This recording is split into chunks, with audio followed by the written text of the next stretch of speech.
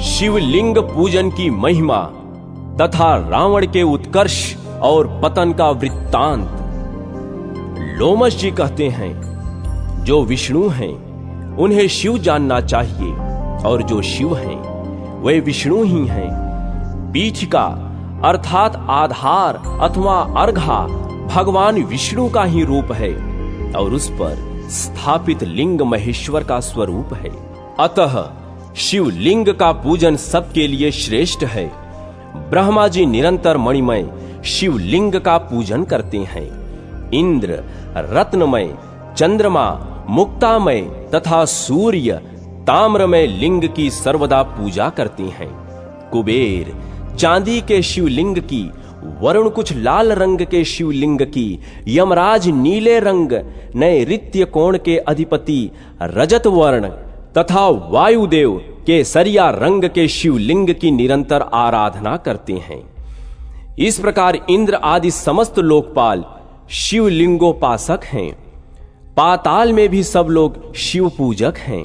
गंधर्व और किन्नर भी शिवोपासना करते हैं। दैत्यों में प्रहलाद आदि कोई कोई ही वैष्णव हैं। यही बात राक्षसों के लिए भी है। उनमें भी विभीषण आदि ही वैष्णव हैं। बलि, नमुचि, हिरण्यकशिप, वर्षपर्वा, संहाद ये तथा बुद्धिमान शुक्राचार्य के और भी बहुत से शिष्य शिव जी की उपासना करने वाले हैं। इस तरह प्रायः सभी दैत्य, दानव और राक्षस शिवाराधना में ही रत रहते हैं। हेति, प्रहेति, संयति, प्रयाचि, प्रघस, विदुजिह्न, तीक्ष्ण दंष्ट्र, धूम्राक्ष, भीम विक्रम, माली, सुमाली, माल्यवान, अतिभीषण, विद्युतकेश, खंग जिह्न, महाबली रावण, दुर्धर्ष वीर कुंभकर्ण तथा प्रतापी वेगदंशी आदि समस्त श्रेष्ठ राक्षस सदा शिव पूजन में संलग्न रहे हैं। ये सर्वदा शिवलिंग का अर्चन करके उच्च कोटि की सिद्धि को प्राप्त हुए हैं। रावण ने ऐसी तपस्या की थी जो सभी के लिए दुस्सह थी। महादेव जी को तपस्या बहुत प्रिय है। वे उसकी तपस्या से जब बहुत अधिक प्रसन्न हो गए, तब उन्होंने रावण को ऐसे ऐसे वरदान दिए जो अन्य सबके लिए अत्यंत दुर्लभ है। रावण ने भगवान सदाशिव से ज्ञान, विज्ञान, संग्राम, अजेयता तथा शिव जी की अपेक्षा दुगने सिर प्राप्त कर लिए। शिव जी के 5 मुख हैं, इसलिए उनसे द्विगुण मुख पाकर रावण 10 मुख हुआ। उसने देवताओं, ऋषियों और पितरों को भी सर्वथा परास्त करके उन सब पर अपनी प्रभुता स्थापित की। भगवान महेश्वर के प्रसाद से वह सबसे अधिक प्रतापी हुआ। महादेव जी ने उसे त्रिकूट पर्वत का महाराजा बना दिया। इस प्रकार शिवलिंग की पूजा के प्रसाद से रावण ने तीनों लोकों को वश में कर लिया। देवताओं को बड़ी चिंता हुई।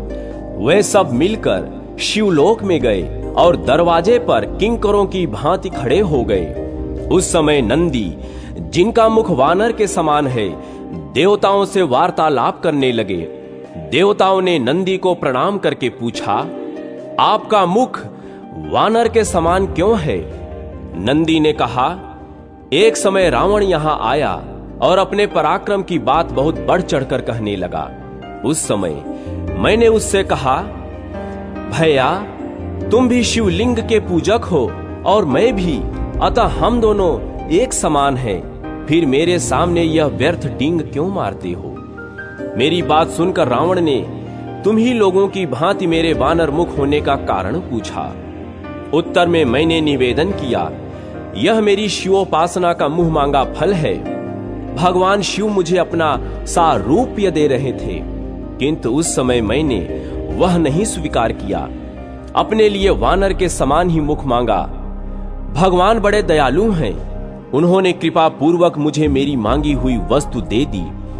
जो अभिमान शून्य है, जिनमें दंभ का अभाव है तथा जो परिग्रह से दूर रहने वाले हैं, उन्हें भगवान शंकर का प्रिय समझना चाहिए।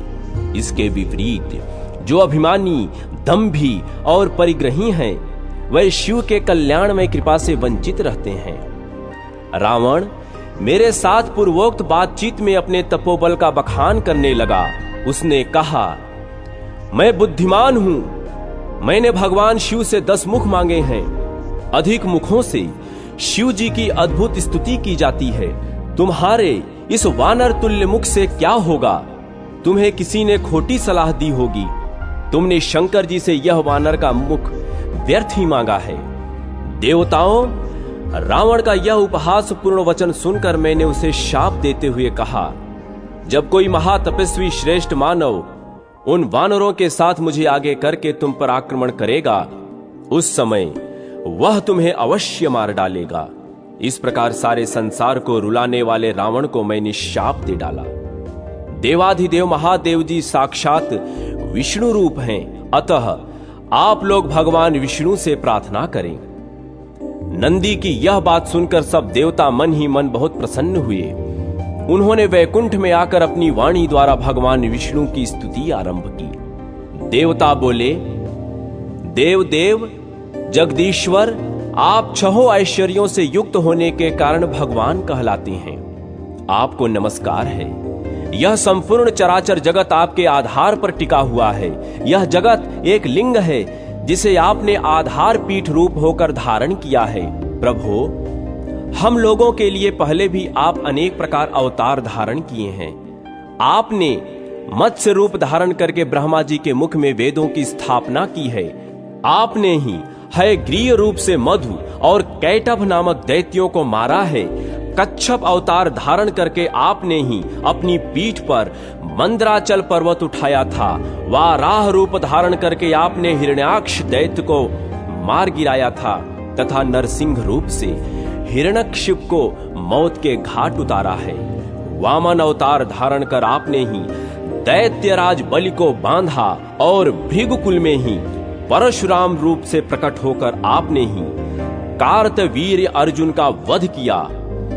विष्णु, आपने बहुत से दैत्यों का संहार किया है। आप ही संपूर्ण विश्व के पालक हैं, अतः रावण के भय से अवश्य हमारा उद्धार करें। देवताओं के इस प्रकार प्रार्थना करने पर भूत भावन भगवान वासुदेव ने संपूर्ण देवताओं से कहा, देवगण, तुम लोग अपने प्रस्ताव के अनुसार मेरी बात सुनो। नंदी को आगे करके तुम सभी शीघ्रता पूर्वक वानर शरीर में अवतार लो। मैं माया से अपने स्वरूप को छिपाए हुए मनुष्य रूप होकर अयोध्या में राजा दशरथ के घर प्रकट हो जाऊंगा। तुम्हारे कार्य की सिद्धि के लिए मेरे साथ ब्रह्म विद्या भी अवतार लेंगी। राजा जनक के घर साक्षात ब्रह्म विद्या ही सीता रूप में प्रकट होंगी। रावण भगवान शिव का भक्त है। वह सदा साक्षात शिव के ध्यान में तत्पर रहता है। उसमें बड़ी भारी तपस्या का भी बल है। जब ब्रह्म विद्या रूप सीता को बलपूर्वक प्राप्त करना चाहेगा, उस समय वह दोनों स्थितियों से तत्काल भ्रष्ट हो जाएगा। सीता के अन्वेषण में तत्पर होकर वह न तो तपस्वी रह जाएगा और न ही भक्त। जो अपने को न दी हुई ब्रह्म विद्या का बलपूर्वक सेवन करना चाहता है, वह पुरुष धर्म से परास्त होकर सदा सुगमता पूर्वक जीत लेने योग्य हो जाता है। परम मंगल में भगवान विष्णु इस प्रकार के वचनों द्वारा संपूर्ण देवताओं को आश्वासन देकर अंतर्धान हो गए। तदनंतर सब देवता अवतार धारण करने लगे। इंद्र के अंश से बाली उत्पन्न हुए। सुग्रीव सूर्य के पुत्र थे। जामवान ब्रह्मा जी के अंश से प्रकट हुए। शिलाद के पुत्र नंदी, जो भगवान शिव के अनुचर तथा 11वें रुद्र थे। महाकपि हनुमान हुए। वे अमित तेजस्वी भगवान विष्णु की सहायता के लिए अवतीर्ण हुए थे। अन्यान श्रेष्ठ देवता मैंद आदि कपियों के रूप में उत्पन्न हुए थे। इसी तरह सभी देवता किसी न किसी कपि के रूप में प्रकट हुए। साक्षात भगवान विष्णु ही माता कौशल्या का आनंद बढ़ाने वाले श्री राम हुए। संपूर्ण विश्व उनके स्वरूप में रमण करता है, इसलिए विद्वान पुरुष उनको राम कहते हैं। भगवान विष्णु के प्रति भक्ति और तपस्या युक्त शेषनाग भी इस पृथ्वी पर लक्ष्मण के रूप में अवतीर्ण हुए। श्री विष्णु के भुजदंडों से भी 2 प्रतापी वीर प्रकट हुए, जो तीनों लोक में भरत शत्रुघ्न के नाम से विख्यात हुए। ब्रह्मवादी पुरुषों द्वारा जो मिथिलापति जनक की कन्या बताई गई हैं, वह सीता साक्षात ब्रह्म विद्या थी। वह भी देवताओं के कार्य की सिद्धि के लिए ही अवतीर्ण हुई थी। हल से भूमि जोती जा रही थी, उसी समय सीता हल की नोक के द्वारा पृथ्वी के खोदे जाने पर पृथ्वी से ही प्रकट हुई थी, इसलिए सीता के नाम से प्रसिद्ध हुई थी। मिथिला में अवतार लेने के कारण इन्हें मैथिली भी कहते हैं। जनक के कुल में जन्म लेने के कारण ये जानकी नाम से विख्यात हुई।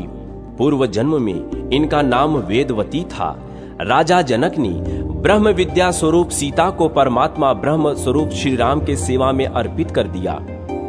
कमल नयन श्री राम ने रावण को जीतने की इच्छा तथा देव कार्य की सिद्धि के उद्देश्य से वन में निवास किया। शेषावतार लक्ष्मण ने भी उसी के लिए अत्यंत दुष्कर एवं महान तप किया। भरत और शत्रुघ्न ने भी बड़ी भारी तपस्या की। तदनंतर तपोबल संपन्न हो कपि रूपधारी देवताओं को साथ लेकर श्री राम ने 6 महीने तक युद्ध कर रावण का वध कर डाला। भगवान विष्णु के द्वारा शस्त्रों से मारा गया रावण अपने गणों, पुत्रों तथा बंधुओं सहित तत्काल भगवान शिव के सारूप्य को प्राप्त हो गया। शंकर जी की कृपा से उसने संपूर्ण दैत्य ज्ञान प्राप्त कर लिया था, जो नित्य 12 ज्योतिर्लिंगों में से किसी भी एक ज्योतिर्लिंग का नियमित पूजन करते हैं। वे स्त्री, शूद्र, अंत्यज अथवा चांडाल ही क्यों न हो, संपूर्ण दुखों का नाश करने वाले शिव को अवश्य प्राप्त कर लेते हैं। जो मन को अपने वश में करके भगवान शिव के ध्यान में तत्पर रहते हैं, उनका मायामय अज्ञान शीघ्र ही दूर हो जाता है तथा माया का निवारण हो जाने से तीनों गुणों का लय हो जाता है। इस प्रकार मनुष्य जब गुणातीत हो जाता है, तब वह मोक्ष का भागी होता है। अतः संपूर्ण देहधारियों के लिए शिवलिंग का पूजन परम कल्याणकारी है। भगवान शिव लिंग रूप में प्रकट होकर चराचर जगत का उद्धार करते हैं। विप्रगण, पहले तुम सब लोगों ने मुझसे जो कुछ पूछा था वह सब मैंने बतला दिया। तुम्हारा दूसरा प्रश्न यह था कि भगवान शिव ने विष भक्षण कैसे किया था। वह सब प्रसंग मैं यथावत रूप से कह रहा हूं, तुम सब लोग सावधान होकर सुनो। गुरु की अवहेलना से इंद्र की दैत्यों द्वारा पराजय, समुद्र मंथन, शंकर जी की कृपा से कालकूट विष से सबकी रक्षा, विविध रत्नों का प्राकट्य तथा लक्ष्मी जी का प्रादुर्भाव। लोमश जी कहते हैं, एक समय देवराज इंद्र संपूर्ण लोकपालों तथा ऋषियों से घिरे हुए अपनी सुधर्मा सभा में बैठे हुए थे। वहां सिद्ध और विद्याधर गण उनकी विजय के गीत गा रहे थे। इसी समय परम बुद्धिमान देवेंद्र गुरु महाभाग बृहस्पति जी अपने शिष्यों के साथ देव सभा में पधारे। उन्हें उपस्थित देख देवताओं ने सहसा उनके चरणों में मस्तक झुकाया। इंद्र ने भी देखा, गुरुदेव वाचस्पति आगे खड़े हैं, किंतु इंद्र की बुद्धि राजमद से दूषित हो रही थी। इसलिए उन्होंने गुरु के प्रति न तो अपना आदर युक्त वचन कहा, न उन्हें बुलाया, न बैठने को आसन दिया और न चले जाने को ही कहा। खोटी बुद्धि वाले इंद्र को राज्य के मद से उन्मत्त जानकर देवताओं के आचार्य बृहस्पति कुपित हो वहां से अंतर्धान हो गए। उनके चले जाने पर देवताओं के मन में बड़ा खेद हुआ।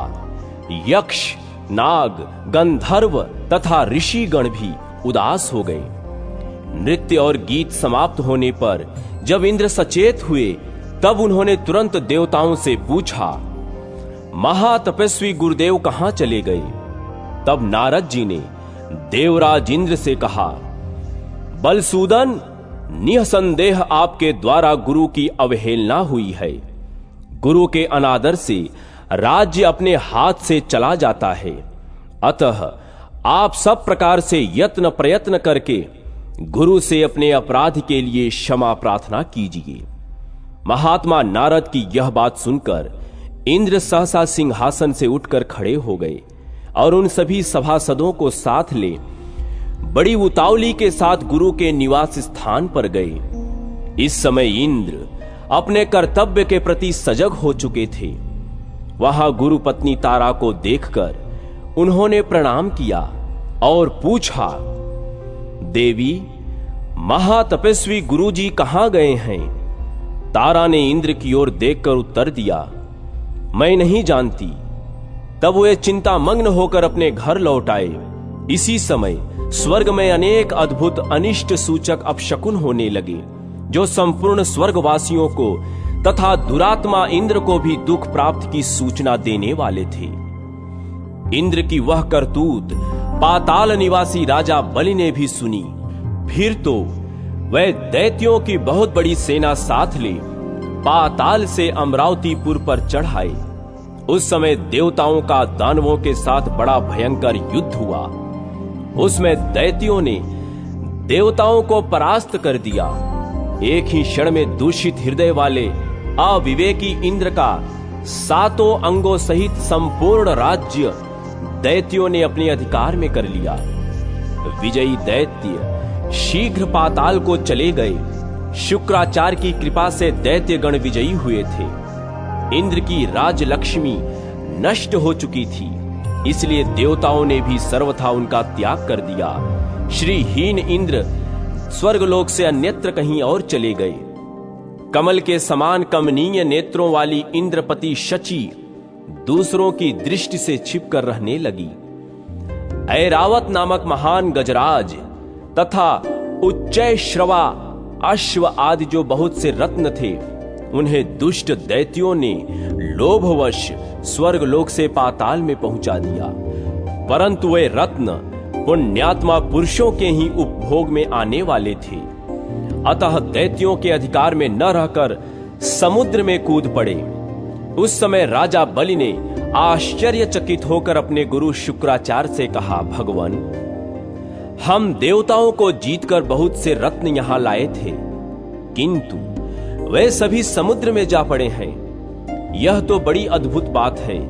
राजा बलि की यह बात सुनकर शुक्राचार्य ने उत्तर दिया, राजन, 100 अश्वमेध यज्ञों की दीक्षा लेकर उन्हें पूर्ण करने पर ही तुम्हारा देवताओं के राज्य पर अधिकार होगा। इसमें तनिक भी संदेह नहीं है। जो 100 अश्वमेध यज्ञों का अनुष्ठान कर लेता है, वही स्वर्ग लोक के राज्य को भोगने का अधिकारी होता है। अश्वमेध यज्ञ किए बिना स्वर्ग की कोई भी वस्तु उपभोग में नहीं लाई जा सकती। गुरु का यह वचन सुनकर राजा बलि उस समय चुप हो रहे और दानवों के साथ उचित कार्यों में लग गए। इंद्र बड़ी शोचनीय दशा को प्राप्त हो गए थे। वे ब्रह्मा जी के पास गए और स्वर्ग के राज्य पर जो भय आदि प्राप्त हुआ था, वह सब समाचार उन्हें कह सुनाया। इंद्र की बात सुनकर ब्रह्मा जी ने उनसे कहा, सब देवताओं को एकत्र करके हम सब लोग तुम्हारे साथ सर्वेश्वरेश्वर भगवान विष्णु की आराधना करने के लिए चलते हैं। ऐसा ही हो, यह सलाह करके इंद्र आदि संपूर्ण लोकपाल ब्रह्मा जी को आगे रखकर क्षीर समुद्र के तट पर गए। वहां उन सब ने परस्पर विचार करके भगवान विष्णु की स्तुति आरंभ की। ब्रह्मा जी बोले, देव देव जगन्नाथ, देवता और दैत्य दोनों आपके चरणों में मस्तक झुकाते हैं। आपकी कीर्ति परम पवित्र है। आप अविनाशी और अनंत हैं। परमात्मन, आपको नमस्कार है। रमापते, आप यज्ञ हैं, यज्ञ रूप हैं तथा यज्ञांग हैं। अतः आज कृपा करके देवताओं को वरदान दीजिए। भगवान, गुरु की अवहेलना करने के कारण इंद्र इस समय ऋषियों सहित स्वर्ग के राज्य से भ्रष्ट हो चुके हैं। इसलिए इनका उद्धार कीजिए।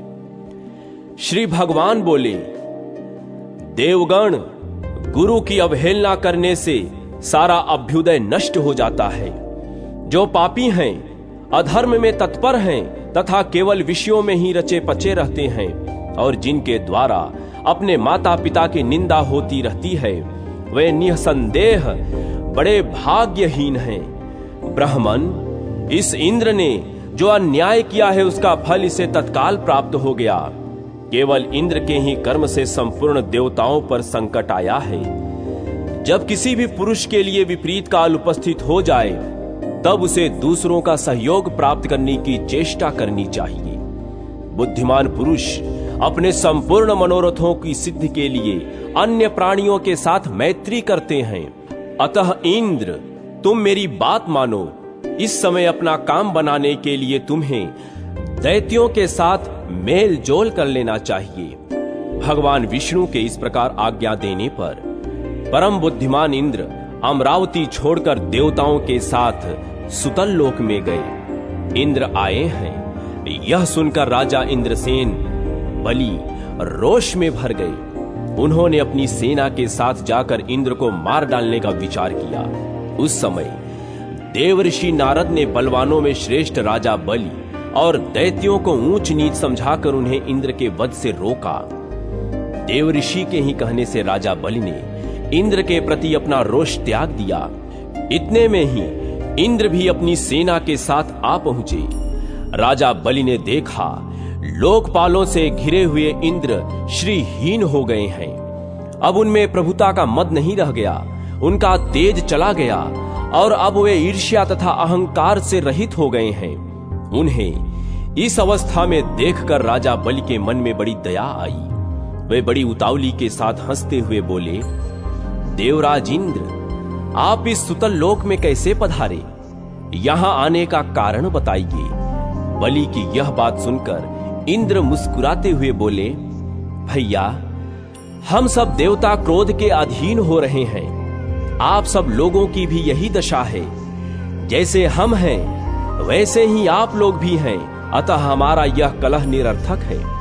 भाग्यवश आपने मेरा संपूर्ण राज्य एक क्षण में ले लिया तथा बहुत से रत्न भी स्वर्ग से यहां उठा लाए, परंतु वे सभी रत्न तत्काल ही जहां के थे वहीं चले गए।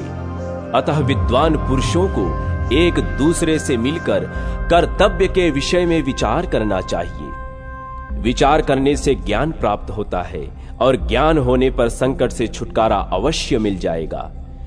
इस समय तो मैं संपूर्ण देवताओं के साथ आपके समीप त्राण पाने के लिए आया हूं। इंद्र की यह बात समाप्त होने पर देवर्षि नारद ने राजा बलि को समझाते हुए कहा, दैत्यराज, शरण में आए हुए प्राणी की रक्षा करना महापुरुषों का धर्म है। जो लोग ब्राह्मण, रोगी, वृद्ध तथा शरणागत की रक्षा नहीं करते, वे ब्रह्म हत्यारे हैं। इंद्र इस समय शरणागत शब्द से अपना परिचय देते हुए तुम्हारे समीप आए हैं। अतः इनका भली भांति रक्षण और पोषण करना तुम्हारा परम कर्तव्य है। इसमें तनिक भी संदेह की बात नहीं है। देवर्षि नारद के यों कहने पर कर्तव्य और अकर्तव्य के ज्ञान में कुशल दैत्यराज बलि ने स्वयं भी अपनी बुद्धि से विचार किया। तदनंतर लोकपालों और देवताओं सहित इंद्र का बड़े मान के साथ सत्कार किया तथा उनके मन में विश्वास उत्पन्न करने के लिए अनेक प्रकार की सच्ची शपथ भी खाई। इंद्र ने राजा बलि को विश्वास दिलाने की शपथ खाई। देवराज इंद्र स्वार्थ साधन में तत्पर रहते हैं और अर्थशास्त्र में ही उनकी विशेष प्रवृत्ति है। उन्होंने शपथ खाकर राजा बलि के साथ सुतल लोक में ही निवास किया। वहां रहते हुए उन्होंने अनेक वर्ष व्यतीत किए। एक दिन बलि की सभा में बैठे हुए नीति निपुण देवराज इंद्र ने बलि को संबोधित करते हुए हंसते हुए कहा, वीरवर, हमारे हाथी, घोड़े आदि नाना प्रकार के बहुत से रत्न जो इस समय तुम्हें प्राप्त होने योग्य हैं, तत्काल ही समुद्र में गिर पड़े हैं। अतः हम लोगों को समुद्र से उन रत्नों का उद्धार करने के लिए बहुत शीघ्र प्रयत्न करना चाहिए। कार्य की सिद्धि के लिए समुद्र का मंथन करना उचित है। इंद्र के इस प्रकार प्रेरणा देने पर बलि ने शीघ्रता पूर्वक पूछा, यह समुद्र मंथन किस उपाय से संभव होगा? इसी समय मेघ के समान गंभीर स्वर में आकाशवाणी हुई, देवताओं और दैत्यों, तुम क्षीर समुद्र का मंथन करो। इस कार्य में तुम्हारे बल की वृद्धि होगी, इसमें तनिक भी संदेह नहीं है। मंदराचल को मथानी और वासुकी नाग को रस्सी बनाओ। फिर देवता और दैत्य मिलकर मंथन आरंभ करो। यह आकाशवाणी सुनकर सहस्त्रों दैत्य और देवता समुद्र मंथन के लिए उद्यत हो सुवर्ण के सदृश कांतिमान मंदराचल के समीप गए। वह पर्वत सीधा, गोलाकार, बहुत मोटा और अत्यंत प्रकाशमान था। अनेक प्रकार के रत्न उसकी शोभा बढ़ा रहे थे। चंदन, पारिजात, नागकेशर, जायफल और चंपा आदि भांति भांति के वृक्षों से वह हरा भरा दिखाई देता था। उस महान पर्वत को देखकर संपूर्ण देवताओं ने हाथ जोड़कर कहा, दूसरों का उपकार करने वाले महाशैल मंदराचल, हम सब देवता तुमसे कुछ निवेदन करने के लिए यहाँ आए हैं, उसे तुम सुनो। उनके यों कहने पर मंदराचल ने देहधारी पुरुष के रूप में प्रकट होकर कहा, देवगण, आप सब लोग मेरे पास किस कार्य से आए हैं, उसे बताइए। तब इंद्र ने मधुर वाणी में कहा, मंदराचल, तुम हमारे साथ रहकर एक कार्य में सहायक बनो। हम समुद्र को मथ कर उससे अमृत निकालना चाहते हैं। इस कार्य के लिए तुम मथनी बन जाओ। मंदराचल ने बहुत अच्छा कहकर उनकी आज्ञा स्वीकार की और देव कार्य की सिद्धि के लिए देवताओं, दैत्यों तथा विशेषतः इंद्र से कहा, पुण्यात्मा देवराज, आपने अपने वज्र से मेरे दोनों पंख काट डाले हैं। फिर आप लोगों के कार्य की सिद्धि के लिए वहां तक मैं चल कैसे सकता हूं? तब संपूर्ण देवताओं और दैत्यों ने उस अनुपम पर्वत को क्षीर समुद्र के तले ले जाने की इच्छा से उखाड़ लिया, परंतु वे उसे धारण करने में समर्थ न हो सके। वह महान पर्वत उसी समय देवताओं और दैत्यों के ऊपर गिर पड़ा। कोई कुचले गए, कोई मर गए, कोई मूर्छित हो गए, कोई एक दूसरे को कोसने और चिल्लाने लगे तथा कुछ लोगों ने बड़े क्लेश का अनुभव किया। इस प्रकार उनका उद्यम और उत्साह भंग हो गया। वे देवता और दानव सचेत होने पर जगदीश्वर भगवान विष्णु की स्तुति करने लगे। शरणागत वत्सल महाविष्णु, हमारी रक्षा कीजिए, रक्षा कीजिए। आपने ही संपूर्ण चराचर जगत को व्याप्त कर रखा है। उस समय देवताओं का कार्य सिद्ध करने के लिए गरुड़ की पीठ पर बैठे हुए भगवान विष्णु सहसा वहां प्रकट हो गए। वे सबको अभय देने वाले हैं। उन्होंने देवताओं और दैत्यों की ओर दृष्टिपात करके खेल ही खेल में उस महान पर्वत को उठाकर गरुड़ की पीठ पर आरूढ़ कर दिया। फिर वे देवताओं और दैत्यों को क्षीर समुद्र के उत्तर तट पर ले गए और पर्वत श्रेष्ठ मंदराचल को समुद्र में डालकर तुरंत वहां से चल दिए। तदनंतर सब देवता दैत्यों को साथ लेकर वासुकी नाग के समीप गए और उनसे भी अपनी प्रार्थना स्वीकार कराई। इस प्रकार मंदराचल को मथानी और वासुकी नाग को रस्सी बनाकर देवताओं और दैत्यों ने क्षीर समुद्र का मंथन आरंभ कर दिया। इतने में ही वह पर्वत समुद्र में डूबकर रसातल को जा पहुंचा। तब लक्ष्मीपति भगवान विष्णु ने कच्छप रूप धारण करके तत्काल ही मंदराचल को ऊपर उठा दिया। उस समय यह एक अद्भुत घटना हुई। फिर जब देवता और दैत्यों ने मथानी को घुमाना आरंभ किया, तब वह पर्वत बिना गुरु के ज्ञान की भांति कोई सुदृढ़ आधार न होने के कारण इधर उधर डोलने लगा। यह देख परमात्मा भगवान विष्णु स्वयं ही मंदराचल के आधार बन गए और उन्होंने अपनी चारों भुजाओं से मथानी को बनाए हुए उस पर्वत को भली भांति पकड़कर उसे सुखपूर्वक घुमाने योग्य बना दिया। तब अत्यंत बलवान देवता और दैत्य एक भूत हो अधिक जोर लगाकर क्षीर समुद्र का मंथन करने लगे। कच्छप रूपधारी भगवान की पीठ जन्म से ही कठोर थी और उस पर घूमने वाला पर्वत श्रेष्ठ मंदराचल भी वज्रसार की भांति दृढ़ था। उन दोनों की रगड़ से समुद्र में बड़वा नल प्रकट हो गया, साथ ही हालाहल विष उत्पन्न हुआ। उस विष को सबसे पहले नारद जी ने देखा।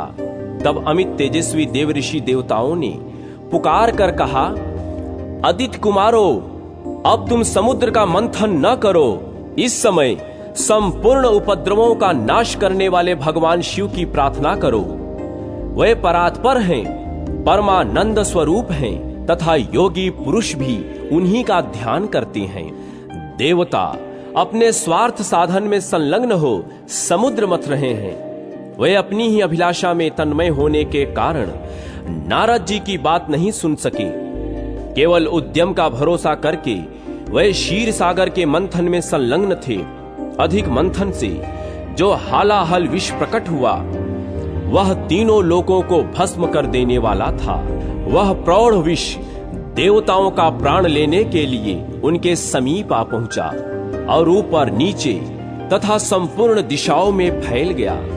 समस्त प्राणियों को अपना ग्रास बनाने के लिए प्रकट हुए उस कालकूट विष को देखकर वे सब देवता और दैत्य हाथ में पकड़े हुए नागराज वासुकी को मंदराचल पर्वत सहित वहीं छोड़कर भाग खड़े हुए। उस समय उस लोक संहारकारी कालकूट विष को भगवान शिव ने स्वयं अपना ग्रास बना लिया। उन्होंने उस विष को निर्मल निर्दोष कर दिया। इस प्रकार भगवान शंकर की बड़ी भारी कृपा होने से देवता, असुर, मनुष्य तथा संपूर्ण त्रिलोकी उस समय कालकूट की विष से रक्षा हुई। तदनंतर भगवान विष्णु के समीप मंदराचल को मथानी और वासुकी नाग को रस्सी बनाकर देवताओं ने पुनः समुद्र मंथन आरंभ किया। तब समुद्र से देव कार्य की सिद्धि के लिए अमृतमयी कलाओं से परिपूर्ण चंद्रदेव प्रकट हुए। संपूर्ण देवता, असुर और दानवों ने भगवान चंद्रमा को प्रणाम किया और गर्गाचार्य जी अपने अपने चंद्रबल की यथार्थ रूप से जिज्ञासा की। उस समय गर्गाचार्य जी ने देवताओं से कहा, इस समय तुम सब लोगों का बल ठीक है। तुम्हारे सभी उत्तम ग्रह केंद्र स्थान में, लग्न में, चतुर्थ स्थान में, सप्तम स्थान में और दशम स्थान में हैं। चंद्रमा से गुरु का योग हुआ है। बुध, सूर्य, शुक्र, शनि और मंगल भी चंद्रमा से संयुक्त हुए हैं। इसलिए तुम्हारे कार्य की सिद्धि के निमित्त इस समय चंद्रबल बहुत उत्तम है। यह गोमंत नामक मुहूर्त है जो विजय प्रदान करने वाला है। महात्मा गर्ग जी के इस प्रकार आश्वासन देने पर महाबली देवता गर्जना करते हुए बड़े वेग से समुद्र मंथन करने लगे।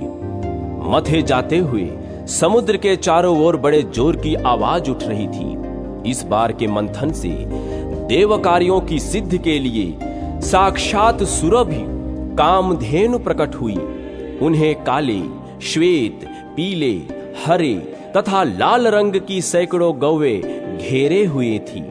उस समय ऋषियों ने बड़े हर्ष में भरकर देवताओं और दैत्यों से कामधेनु के लिए याचना की और कहा, आप सब लोग मिलकर भिन्न भिन्न गोत्र वाले ब्राह्मणों को कामधेनु सहित इन संपूर्ण गौवों का दान अवश्य करें। ऋषियों की याचना करने पर देवताओं और दैत्यों ने भगवान शंकर की प्रसन्नता के लिए वह सब गौएं दान कर दी तथा यज्ञ कर्मों में भली भांति मन को लगाने वाले उन परम मंगलमय महात्मा ऋषियों ने उन गौवों का दान स्वीकार किया।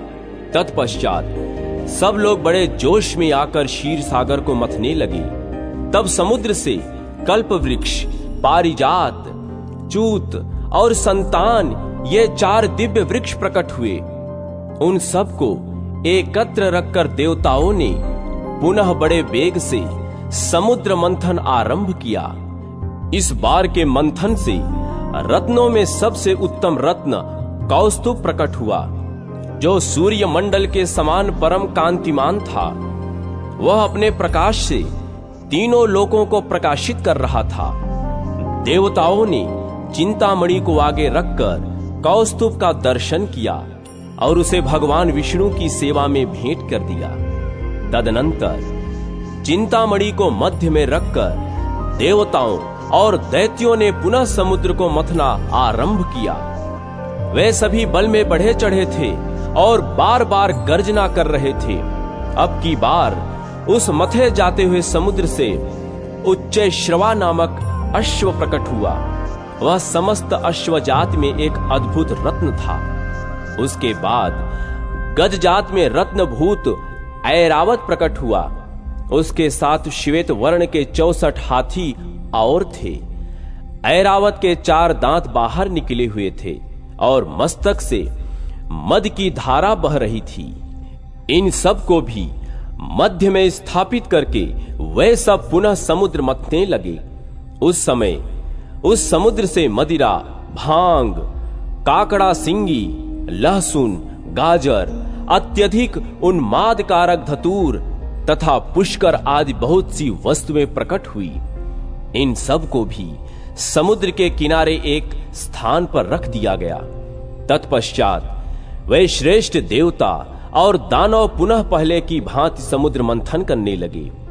अब की बार समुद्र से संपूर्ण भुवनों की एकमात्र अधीश्वरी दिव्य रूपा देवी महालक्ष्मी प्रकट हुई, जिन्हें ब्रह्मवेत्ता पुरुष आन्वीक्षिकी वेदांत विद्या कहते हैं। इन्हीं को दूसरे लोग मूल विद्या कहकर पुकारते हैं। कुछ सामर्थ्यशाली महात्मा इन्हीं को वाणी और ब्रह्म विद्या भी कहते हैं। कोई कोई इन्हीं को रिद्धि, सिद्धि, आज्ञा और आशा नाम देते हैं। कोई योगी पुरुष इन्हीं को वैष्णवी कहते हैं। सदा उद्यम में लगे रहने वाले माया के अनुयायी इन्हीं को माया के रूप में जानते हैं। जो अनेक प्रकार के सिद्धांतों को जानने वाले तथा ज्ञान शक्ति से संपन्न हैं, वे इन्हीं को भगवान की योग माया कहते हैं। देवताओं ने देखा देवी महालक्ष्मी का रूप परम सुंदर है। उनके मनोहर मुख पर स्वाभाविक प्रसन्नता विराजमान है। हार और नुपुरों से उनके श्रीअंगों की बड़ी शोभा हो रही है। मस्तक पर छत्र तना हुआ है। दोनों ओर से चमर डुल रहे हैं। जैसे माता अपने पुत्रों की ओर स्नेह और दुलार भरी दृष्टि से देखती है, उसी प्रकार सती महालक्ष्मी ने देवता, दानव, सिद्ध, चारण और नाग आदि संपूर्ण प्राणियों की ओर दृष्टिपात किया। माता महालक्ष्मी की कृपा दृष्टि पाकर संपूर्ण देवता उसी समय श्री संपन्न हो गए। वे तत्काल राज्याधिकारी के शुभ लक्षणों से संपन्न दिखाई देने लगे। तदनंतर देवी लक्ष्मी ने भगवान मुकुंद की ओर देखा। उनके श्रीअंग तमाल के समान श्याम वर्ण थे। कपोल और नासिका बड़ी सुंदर थी। वे परम मनोहर दिव्य शरीर से प्रकाशित हो रहे थे। उनके वक्ष स्थल में श्री वत्स का चिन्ह सुशोभित था। भगवान के हाथ में कौमोद की गदा शोभा पा रही थी। भगवान नारायण की उस दिव्य शोभा को देखते ही लक्ष्मी जी आश्चर्यचकित हो उठी और हाथ में वनमाला ले सहसा हाथी से उतर पड़ी। वह माला श्री जी ने अपने ही हाथों से बनाई थी। उसके ऊपर भ्रमर मंडरा रहे थे। देवी ने वह सुंदर वनमाला परम पुरुष भगवान विष्णु के कंठ में पहना दी और स्वयं उनके वाम भाग में जाकर खड़ी हो गई। उस शोभशाली दंपति का वह दर्शन करके संपूर्ण देवता, दैत्य, सिद्ध, अप्सराएं, किन्नर तथा चारण गण परम आनंद को प्राप्त हुए।